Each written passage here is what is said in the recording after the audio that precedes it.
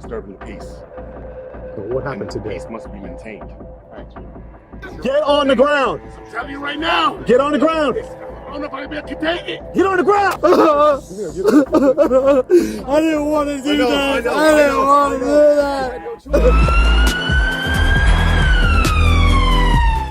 This incident unfolded in Charlotte County, Florida. Around midday on October 23, 2024, a 42-year-old black man named Elroy placed a call to 911 police dispatch. He reported that one of his tenants had recently been acting erratically and damaging his property. Elroy requested police assistance in evicting the tenant. Subsequently, 2 patrol officers responded to the residence.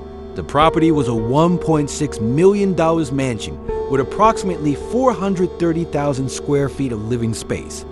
As the officers approached, a man walked towards them. It was Elroy. I thought I could help him, but I can't.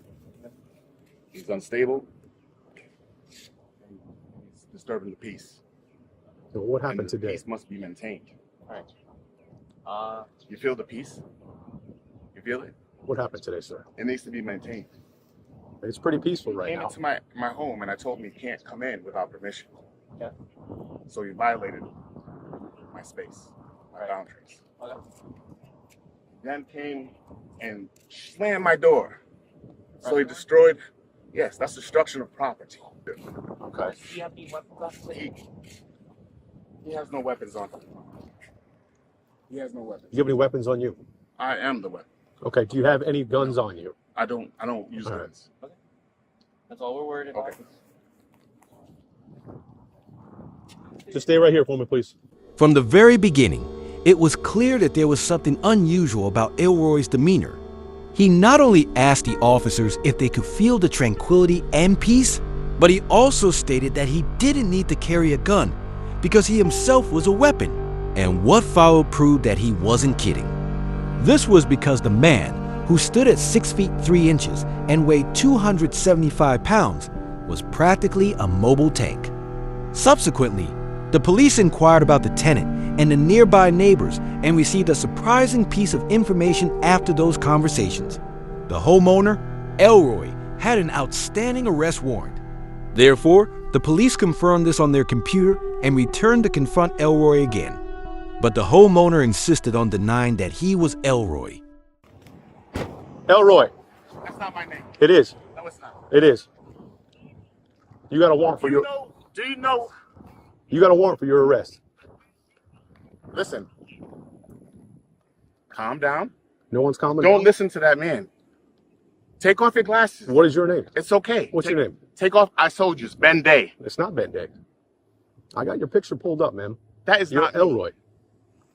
That is not me. Okay, How are well- you going to tell me who I am? Because I got proof. I got your picture. That's proof? I have your bullshit. ID. I have your ID. That's bullshit. You got bullshit in your hands. In Bro, your car. calm down. You're on my land. You're telling me to calm down? You've got a warrant for your arrest.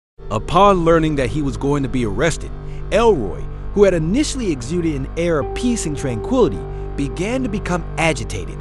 Facing this 6'3", imposing figure, the 2 initial officers decided not to act hastily, opting instead to wait for backup to arrive. One of the officers attempted to de-escalate the situation at the scene, while the other drew their taser. You have a warrant for your arrest. I do not have a warrant. Put your hands behind your back. I am Ben Day. Okay. Who's the warrant for? For you. For who? For you. Who's who? Who's you? Listen. Who's you? Put your hands behind your back. I am Ben Day. Do you hear what I said? Do you have an ID? I am Ben Day. I'm Do on my you have- property. I'm not operating in commerce. Do you have Is an this ID? commerce? I don't know what that is. You're about to get tased. I'm Really? not. Yeah. You're about to 100%. tase me on my land. I will. I will. You will do that. I What's your will name? 100% do it. Slender. That's correct. You will tase Put your a hands peaceful behind your man on his Okay. land. Can we make this peaceful? It is peaceful. Don't you feel the peace? No, you're young right now. This Okay. is my estate. Right, but keep this peacefully. I am being peaceful. I have no weapons on me, and I Raise told you your that. voice, though. Despite repeated attempts at persuasion, Elroy remained defiant, refusing to acknowledge his identity and submit to arrest. With no other option for a peaceful resolution, the officers decided to deploy a taser to take him into custody. Put your Do hands not behind touch me. Put your hands Hey, behind do your back. not touch me. Put your hands behind Do your not back. touch me. I'm telling you, do not touch me. I'm gonna tase If you. you tase me, it's gonna get hot in this bitch. And I'm telling you, it's gonna get hot. I'm telling you, it's gonna get hot. I don't care. Go ahead. I'm gonna tase you. All right. Put your hands behind your back. Listen. Put your hands behind your back. Go ahead and do what you gotta do. Go ahead. Don't touch me though. You're not allowed to touch me. Back up. Maintain 1 arm distance from me for your own safety. Taser. Officer number 1 deployed their taser first, but it only succeeded in agitating Elroy further. Subsequently, officer number 2 fired a second shot, but even the high-voltage taser had no effect. Momentarily at a loss, the officers attempted to use their hand-to-hand combat skills to subdue him. But once again, Elroy easily broke free. Stay on the ground. Do not touch me. If you touch me, you're gonna see something you don't want to see. Elroy, come on. Get on the ground. Come on. For your safety. Get on the ground. Get on the I'm ground. telling you. Let's make this peaceful. This is peace and love. This is peace and love. Come on, Elroy. This is peace and love. Get on the ground. Peace and love. Just get on the ground. Put your hands behind your back. Put your hands behind your You're back. not gonna touch me. Elroy, come on. I'm not Elroy. What is your name again? I'm Benday. Benday. Then put your hands behind your back. And do not shoot me with that shit again. Then just listen. Go ahead and hit me with that and let it bend. And then you'll see. Back up. Hit me with that and Back bend it. up. It's right here. It's okay. Back up. Hit me right here. Agitated, Elroy began verbally taunting the 2 officers. It was undeniable that he was a physically imposing man, so it was perhaps unsurprising that the tasers had little effect.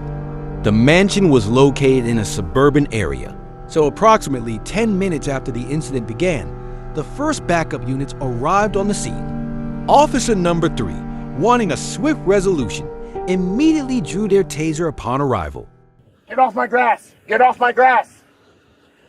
Tell him to get off my grass. He's been tased twice and sprayed. Tell him to get off my He's grass. been tased. I've been tased.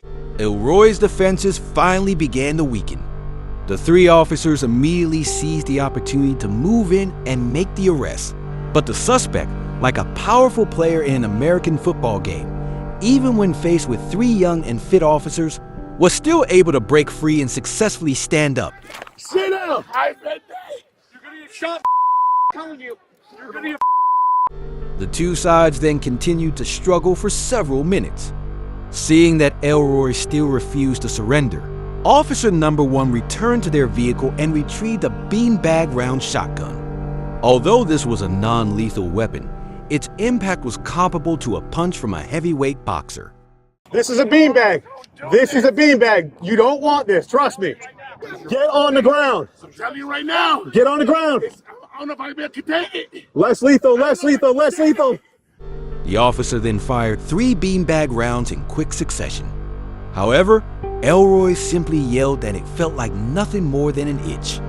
After the 3rd shot, he frantically charged towards officer number 2, who immediately drew their firearm and pulled the trigger.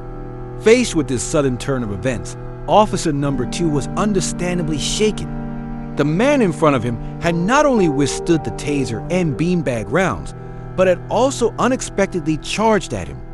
Although they successfully stopped Elroy, the officer's morale began to plummet. Deep, no, me. I'm good. Okay. I'm good. Deep breaths. I'm good. I know. Deep breaths. I want to hear deep breaths. Like that. One more. Come on. No, you're clearing up. Come on. I just shot him. Come on. It's okay, look at me. It's okay. He was coming right at me.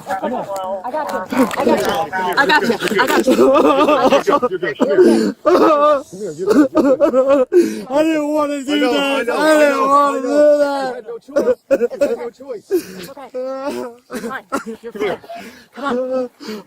It was likely a first for this officer, a situation he had never faced before. It seems he truly didn't want to cause harm.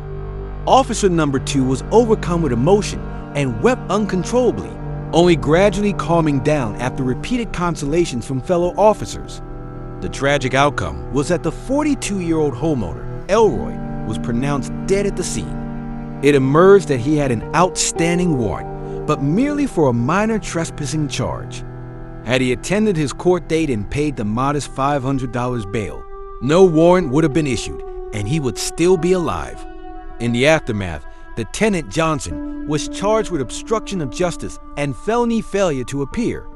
The 2 officers involved in the shooting were placed on administrative leave pending an investigation. The fact that they discharged their weapons a total of 14 times against an unarmed homeowner ignited a furious debate. Many argued that police should never resort to deadly force against a non-lethal threat, especially when manpower is insufficient to control a suspect. They should disengage and wait for reinforcements. Conversely, others contended that the officers had explored all less lethal avenues, and in the face of a man exhibiting uncontrolled aggression and charging forward, anyone would have resorted to firing multiple shots. What are your thoughts on this tragic event? Let's discuss below.